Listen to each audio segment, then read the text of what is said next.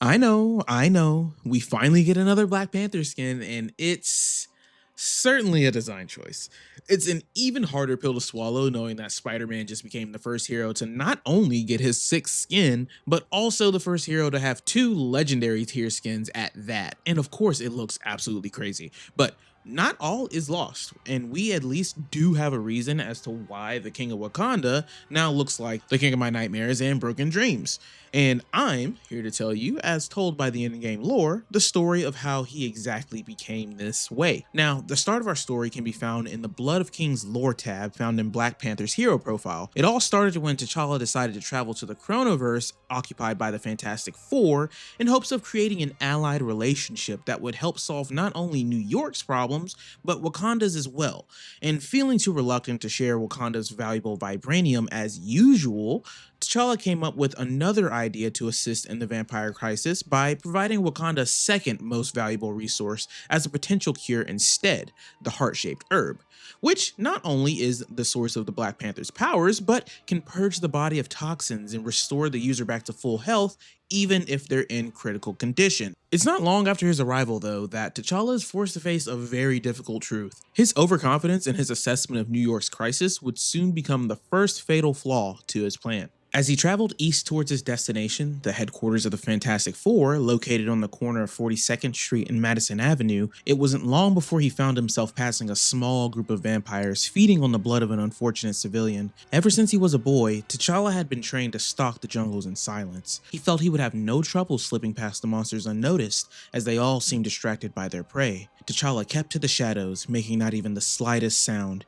and as he passed by the horde of vampires, they suddenly turned their heads and glared in his direction with their dead eyes. "You are not as clever as you thought," Bass whispered in T'Challa's mind. The Black Panther ignored the taunts of his dark goddess. He had more urgent matters to deal with. The vampires had left their meal behind and were rushing towards T'Challa in hopes of a royal feast, so T'Challa leapt up, extending vibranium claws from the fingertips of his gloves. The razor-sharp claws sunk into the old stonework of a nearby building, allowing T'Challa to climb up its side with ease. When he reached the rooftop, he paused for a moment, glad to have found safety. But the light of the blood moon quickly revealed that he was not alone, nor was he anywhere close to safe. Another group of vampires converged and began to chase T'Challa, staying close on his heels as he left from rooftop to rooftop. The King of Wakanda suddenly realized that he was being herded away from the Baxter Building and towards Central Park?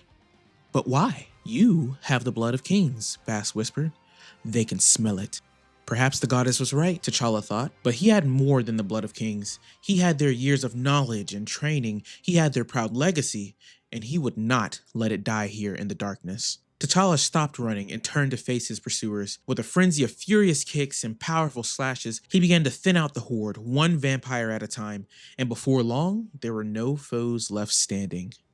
"Well done, my chosen one," Bass whispered, "but you've forgotten one thing."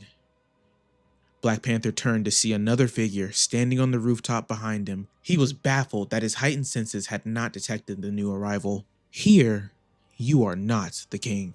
Betrayed by the very royal blood that empowers him, it's at this point that T'Challa comes face to face with the Lord of the Endless Night, Dracula. And realizing that he's been trapped with no escape, T'Challa does exactly what any cornered predator would do in a time like this, and he tries to attack Dracula. But in this moment, unfortunately, Dracula is actually so powerful that he easily and honestly so disrespectfully just deflects Black Panther away with a quick backhand as if he was swatting a fly.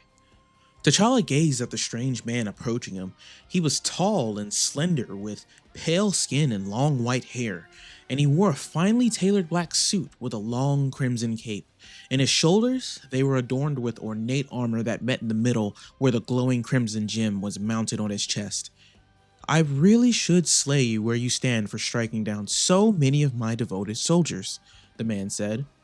"But I have a feeling that you would be much more useful to me undead." "I would prefer to remain fully alive," T'Challa said, lunging forward with his claws at the ready. With an effortless strike from the back of his hand, the man sent T'Challa reeling backward.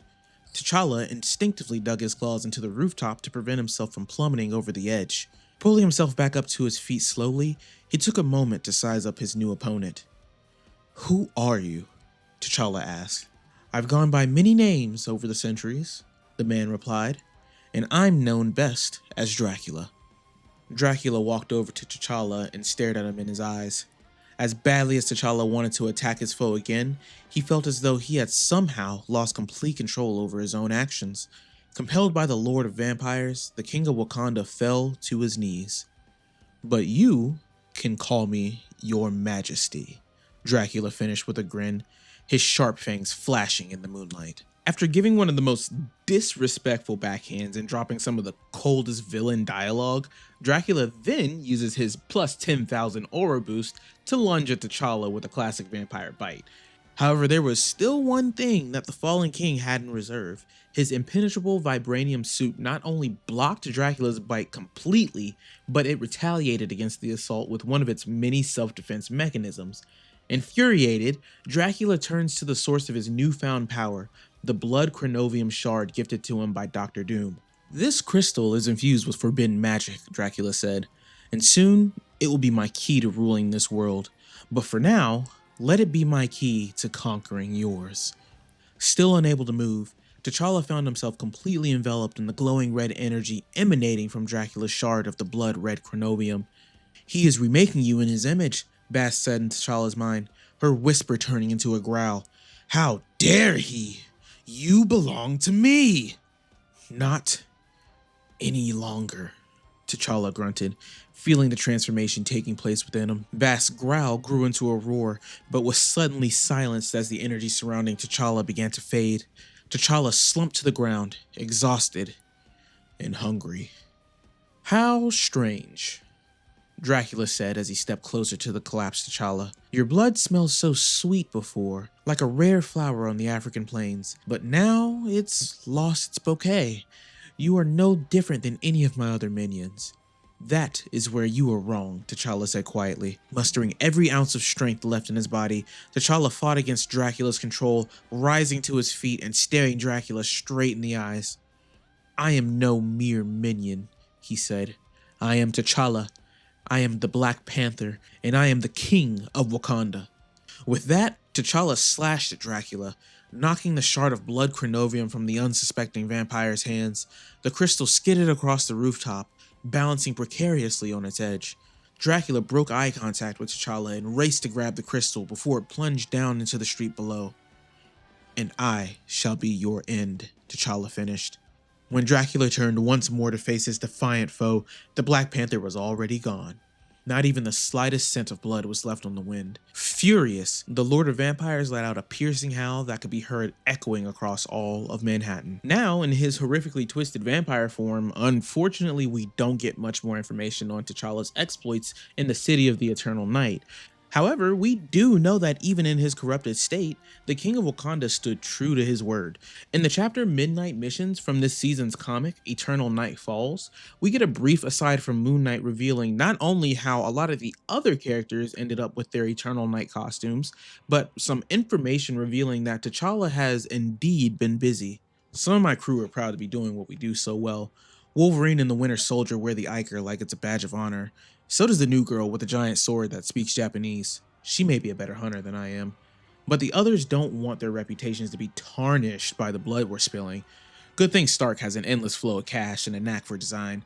After some recent experiments, he incorporated Chronovium into his armor specs, tapping into its ability to rewind time. The results were some epic new suits with a gothic aesthetic that hits all the right notes. And faces. We may not be the only ones sporting new threads though. We recently ran across a group of vamps near my hideout in Greenwich Village that were being led by a man with fancy white armor, and I could have sworn I recognized him from somewhere, whoever he was. He looked like he was ready to give old Dracula a run for his money when it came to leadership over the vampire army, and when he does, I want to be there to watch. In the meantime, I'll be here, keeping the streets safe, doing your dirty work for you, just like a good fist of Khonshu does. As long as the moon stays out, your knight will be here at your service, whether you're listening or not. So, there you have it. T'Challa, as always, has proven to be an extremely resourceful hero who is not only a king by birthright, but by definition in the very core of who he is, even while under the effects of multiple corruptions. T'Challa realized that his new transformation actually provided him with a huge tactical advantage, and Dracula could no longer distinguish his blood from that of any of his other minions. Therefore, T'Challa was able to leverage his skilled leadership and amass a small militia of his own using Dracula's own soldiers, and in doing so, effectively and boldly challenging Dracula for the throne as the king of vampires. However, there's still one detail I'm honestly not quite sure about, and that's the name of the skin itself, the Thrice Cursed King. But in the lore, T'Challa only lists 2 curses. Before he journeyed to New York, T'Challa had been worried about how his connection to Bast's tainted spirit might affect him. Now, he found himself afflicted by another curse, uncertain which of the 2 would be his ultimate undoing. T'Challa pulled a sample of the heart-shaped herb from a hidden pouch on his bodysuit, momentarily considering whether he should consume it to cure himself now, or save it to potentially cure thousands of innocents later. He didn't have a clear answer. New York City might have been as black as the darkest night, but all that the King of Wakanda could see was red. Outside of Bast's corruption by Null and his new vampire form, the way I'm interpreting this is that perhaps T'Challa is also cursed by his own morality. Think about it. He's been transformed into a bloodlusted, soulless creature of the night, and yet he still has control over his own thoughts and his autonomy. He could easily just succumb to his overwhelming hunger, but he instead resists, and even furthermore, he fights against these new instincts, knowing he could cure himself at the expense of thousands of innocents, from an alternative dimension at that. Therefore, I believe that the third curse lies in the burden of making that decision, and choosing to carry on even in the face of uncertainty. But what do you guys think? Now that you have the backstory, would you consider picking up this skin for yourself? And if not, which skin would you like to see for Black Panther next? Let me know it all in the comments below, and if you want to see more content like this, go ahead and leave a like and subscribe to the channel while you're at it down there. And as always, I greatly appreciate your viewership, and I hope you have a wonderful rest of your day. Peace.